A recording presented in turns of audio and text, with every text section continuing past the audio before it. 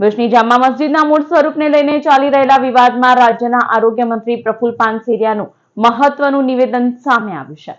ભુજની જામા મસ્જિદના મૂળ સ્વરૂપને લઈને ચાલી રહેલા વિવાદ વચ્ચે રાજ્યના આરોગ્ય મંત્રી પ્રફુલ પાનસેરિયાએ મહત્વપૂર્ણ નિવેદન આપ્યું છે। તેમણે જણાવ્યું કે સમગ્ર મામલો હાલમાં ન્યાયિક પ્રક્રિયા હેઠળ છે અને જે પણ નિર્ણય આવશે તે કાયદા અને ન્યાયના આધારે આવશે। ઉલ્લેખનીય છે કે સંત સમિતિ અને જૈન સમાજ દ્વારા જામા મસ્જિદ મૂળ જૈન મંદિર હોવાનો દાવો કરવામાં આવ્યો છે, જેના કારણે આ મુદ્દે ચર્ચા અને વિવાદ જોવા મળી રહ્યો છે। આ ઉપરાંત સુરતના ભૂતિયા વિસ્તારમાં થયેલા ડિમોલિશન મામલે પણ પ્રફુલ પાનસેરિયાએ પ્રતિક્રિયા આપી હતી। તેમણે જણાવ્યું કે સુરત મહાનગરપાલિકા દ્વારા તમામ કાર્યવાહી નીતિ નિયમો અને કાયદાકીય જોગવાઈઓ અનુસાર કરવામાં આવી છે। સરકાર તરફથી બંને મુદ્દાઓમાં કાયદાકીય અને વહીવટી પ્રક્રિયાનું પાલન કરવામાં આવ્યું હોવાનું મંત્રીએ સ્પષ્ટ કર્યું છે।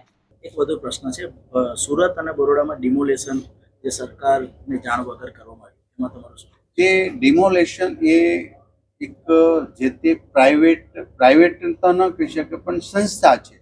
એસએમસી એટલે municipal corporation, Ahmedabad municipal corporation, Vadodara જે તે દબાણમાં આવતા હોય એ પ્રકારના એના નીતિ નિયમ પ્રમાણે કામગીરી કરતા હશે।